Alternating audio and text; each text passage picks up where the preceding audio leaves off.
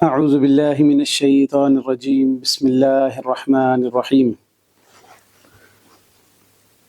قل یا اہل الکتاب لم تکفرون بآیات اللہ واللہ شہید علی ما تعملون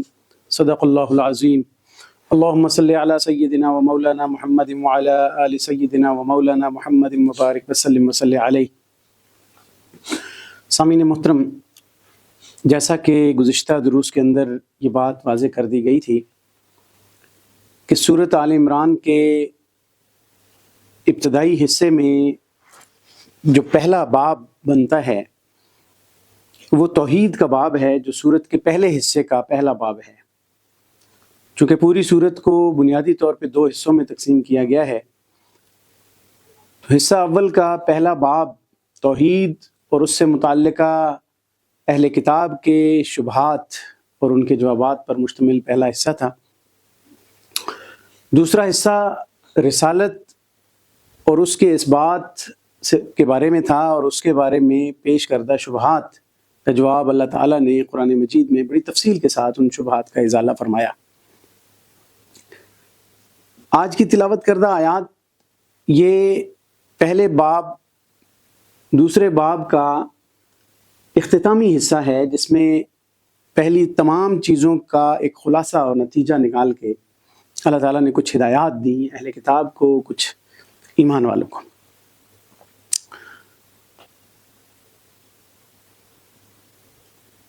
اہل کتاب کو اللہ رب العزت نے یہ ارشاد فرمایا کہ سارے دلائل اور براہین تمہیں پیش کر دیے، دلائل دے دیے، تمہارے شبہات کا ازالہ کر دیا، تو پھر تم اللہ رب العزت کی آیات کے ساتھ اور اللہ کی جو پیش کردہ کتاب ہے اور اللہ کے رسول ہیں، پھر تم ان کے ساتھ کیوں کفر کرتے ہو اور کیوں انکار کرتے ہو؟ فرمایا کہ کل یا اہل الکتاب، اے نبی صلی اللہ علیہ وسلم ان سے فرما دیجئے کہ اے اہل کتاب لم تکفرون بآیات اللہ، تم اللہ تعالیٰ کی آیات کا انکار کیوں کرتے ہو؟ یعنی جب ساری چیزیں تمہیں پتہ چل گئی ہیں، واللہ شہید علی ما تعملون، اور تمہارے جو بھی کام ہیں، جو عمل ہے، جو نیت ہے، اللہ تعالیٰ تو اس پر گواہ ہے، اس کو جانتا ہے۔ اللہ تعالیٰ تمہارے سارے اعمال سے واقف ہے۔ تمہاری پہلی کتب میں لکھا تھا کہ نبی آخر الزمان صلی اللہ علیہ وسلم تشریف لائیں گے، ان پر ایمان لانا ہے، اور تم نے انکار کیا۔ اللہ تعالیٰ کو اس بات کا پتہ ہے۔ رسول اللہ صلی اللہ علیہ وسلم کی نشانیاں جان کے تم ان پر ایمان نہیں لائے، اللہ تعالیٰ کو تمہاری ساری نیتوں کا پتہ ہے، تو تم اللہ تعالیٰ کے ان آیات کے ساتھ انکار کیوں کرتے ہو؟ قل یا اہل الکتاب، پھر ارشاد فرمایا، یعنی ان کو یہ ڈانٹ کے انداز میں بیان کیا جاتا ہے، اس کو زجر کہا جاتا ہے قرآنی اور تفسیری اصطلاح میں۔ قل یا اہل الکتاب، اے اہل کتاب، ایک اور زجر اور ایک اور ڈانٹ۔ فرمایا کہ یا اہل الکتاب، اے اہل کتاب، لما تصدون عن سبیل اللہ، تم ایک تو خود انکار کرتے ہو اور خود ایمان نہیں لاتے، اور اس کے ساتھ ساتھ یہ اہل کتاب کی عادت تھی کہ یہ مسلمانوں کے اندر ان کے عقائد اور ان کے ایمانیات کے بارے میں مختلف قسم کے شکوک و شبہات پیدا کرتے تھے۔ نو مسلموں کے دلوں کے اندر رنگ برنگے وساوس پیدا کرتے تھے، رنگ برنگے سوالات اور شبہات پیدا کرتے تھے، تاکہ لوگ دین حق سے دور ہو جائیں اور اسلام کے قریب نہ جائیں، یا اسلام قبول کر لیا ہے تو اس سے برگشتہ ہو کے پیچھے ہٹ آئیں۔ تو اللہ نے فرمایا کہ ایک تو تم خود انکار کرتے ہو، تم خود کفر کرتے ہو۔ یہاں فرمایا لما تصدون عن سبیل اللہ، تم دوسرے لوگوں کو کیوں اللہ کے رستے سے روکتے ہو؟ اہل کتاب فرما کے بھی نا، یہ بڑا لطیف سا اشارہ فرمایا اللہ تعالیٰ نے کہ تم اہل کتاب ہو اور تم اپنے آپ کو اہل کتاب ہی کہتے ہو، تو کتاب اللہ کی جانب سے ہے، یہ بھی تم اقرار کرتے ہو، اور پھر بدبختو تم اللہ ہی کے رستے سے روکتے ہو لوگوں کو۔ جس رب نے کتاب بھیجی ہے اس کے تم اہل کتاب ہونے کا دعویٰ کر کے پھر لما تصدون عن سبیل اللہ، تم اللہ کے رستے سے کیوں روکتے ہو؟ منا ان لوگوں کو جو ایمان لے آئے ہیں، جو ایمان قبول کر چکے ہیں، مسلمان ہو گئے ہیں، ایمان کی دولت سے وہ سرفراز ہو گئے ہیں، تو ان کو تم کیوں روکتے ہو اللہ کے رستے سے؟ تبغونہا عوجا، کہ تم ان کے دین اسلام کے اندر کجی اور ٹیڑھ پن تلاش کرتے ہوئے ان کو روکتے ہو۔ کیوں روکتے ہو؟ یعنی اسلام کی خامیاں بیان کریں گے، اسلام کے نقائص بیان کریں گے، اسلام کے بارے میں لوگوں کو وساوس اور شبہات میں مبتلا کریں گے۔ وَأَنْتُمْ شُهَدَاء، حالانکہ تم عالم ہو، تم جانتے ہو، تمہیں اس بات کا پتہ ہے۔ یعنی یہ خطاب اہل کتاب کے علماء کو کیا گیا ہے، انہیں ساری باتوں کا پتہ تھا۔ آج بھی آپ دیکھیں نا، جو بھی خرابیاں ہیں، یقین جانیں کہ ہر آدمی کو پتہ ہے میں کیا خرابی کر رہا ہوں، ہر آدمی کو پتہ ہے کہ وہ کس غلط روش پہ چل رہا ہے۔ بظاہر نام اس نے اپنے آپ کو دین کے لمبردار کا لگایا ہوا ہے، لیکن کہاں سے گڑبڑ کر رہا ہے۔ یہ ہمیشہ سے ہوتا ہے، اللہ نے جگہ جگہ یہ پوائنٹ آؤٹ کیا ہے کہ تمہیں سب پتہ ہے، پھر تم سب کچھ جانتے بوجھتے ہوئے یہ کام کر رہے ہو۔ یہاں پہ بھی فرمایا وَأَنْتُمْ شُهَدَاء، تمہیں سب پتہ ہے، تم جانتے ہو، تم عالم ہو ان چیزوں کے کہ ایمانیات کیا ہے، اللہ تعالیٰ کی کتاب کیا ہے، ایمان کیسے لانا ہے، سب پتہ ہے، لیکن پھر بھی تم ضد پہ اور ڈٹائی کے ساتھ روکتے ہو۔ وَمَا اللَّهُ بِغَافِلٍ عَمَّا تَعْمَلُونَ، لیکن یہ بات بھی ذہن میں رکھ لو کہ اللہ تعالیٰ تمہارے ان اعمال سے غافل نہیں ہے، اللہ دیکھ رہا ہے، اللہ تعالیٰ اس پر تمہاری گرفت کرے گا۔ اہل کتاب کو دو تنبیہات کرنے کے بعد اللہ تعالیٰ نے ایمان والوں کو بھی ایک تنبیہ کی، ایمان والوں کو بھی ایک توجہ دلائی، کیونکہ یہ پہلے اور دوسرے باب کی تکمیلی آیات ہیں، پھر آگے تیسرے موضوع اور عنوان پر بات شروع ہوتی ہے۔ تو یہاں پہ اللہ تعالیٰ نے مومنوں کو بھی ایک ہدایت دی، فرمایا یا ایھا الذین آمنوا، اے ایمان والو، ان تطیعوا فریقا من الذین اوتوا الکتاب، اگر تم اطاعت کرو گے فریقا من الذین اوتوا الکتاب، اہل کتاب میں سے کسی گروہ کی اطاعت کرو گے،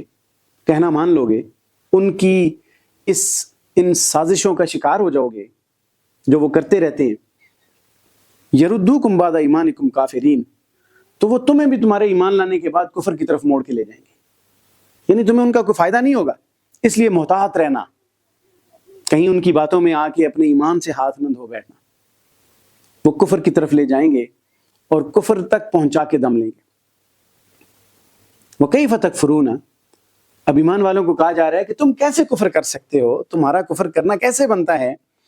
وَأَنْتُمْ تُتْلَى عَلَيْكُمْ آیات اللہ، حالانکہ تم پر اللہ کی آیات تلاوت کی جاتی ہیں، آیات میں تو ساری باتیں کھول کر بیان کر دی جاتی، تمہیں بتا دیا جاتا ہے کہ کیا حق ہے، کیا سچ ہے، کیا باطل ہے، تو تم پر اللہ کی آیات تلاوت کی جاتی ہیں، تو تم کیسے اللہ تعالیٰ کے ساتھ کوئی کفریہ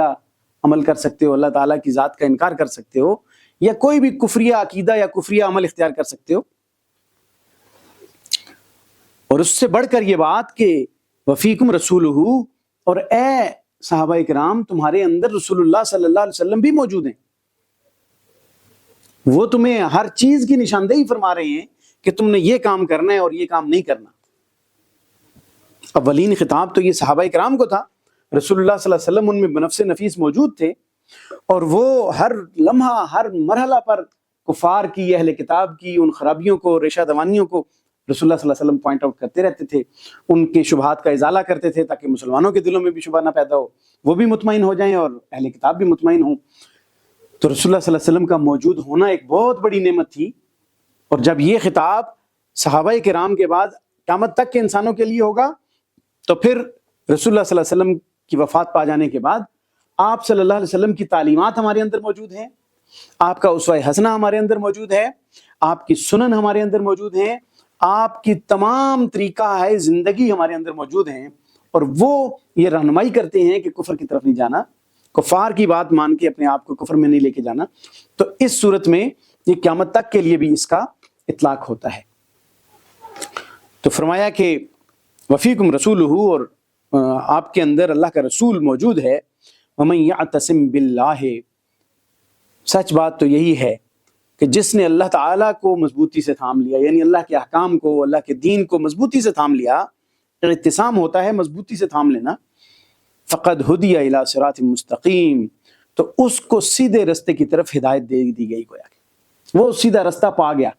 جس نے اللہ کو پکڑے رکھا، جس نے اللہ کے حکم کو مان کے رکھا، جس نے اللہ تعالیٰ کی کتاب کا دامن پکڑے رکھا، اسلام کا دامن پکڑے رکھا، تو اس کو اللہ تعالیٰ نے سیدھے رستے کی طرف پہنچا دیا، اور جو سیدھے رستے کی طرف پہنچ گیا، جو سیدھا رستہ پا گیا، جس نے سیدھا رستہ اختیار کر لیا، پھر اگر اس کو کوئی کفار میں سے کوئی گمراہ کرتا ہے یا کوئی اس کو اپنے شبہات کے اندر مبتلا کرتا ہے، تو پھر مسلمان کے لائق تو یہ نہیں ہے کہ وہ سیدھا رستہ پا کے پھر دوبارہ کفر کی طرف لوٹ جائے اور گمراہی کی طرف لوٹ جائے۔ گویا اس آیت کے اندر مومنین کو اللہ تعالیٰ نے ایک تنبیہ بھی فرمائی اور زجر بھی فرمائی کہ اگر تم ایسا کرو گے، ڈانٹا بھی کہ اگر تم ایسا کرو گے تو تم بھی کفر میں چلے جاؤ گے، کفار کی اتباع نہیں کرنی، ان کو فالو نہیں کرنا۔ آج ہمارے لیے یہ آیت مبارکہ قیامت تک کے انسانوں کے لیے یہ ایک پیغام دیتی ہے کہ ہم مسلمانوں کی ایک اپنی پہچان ہے، ہمارے پاس اپنا رول ماڈل موجود ہے، رسول اللہ صلی اللہ علیہ وسلم۔ ہم نے رسول اللہ صلی اللہ علیہ وسلم کو اپنا رول ماڈل بنانا ہے۔ ہمارے پاس دین اسلام کی شکل میں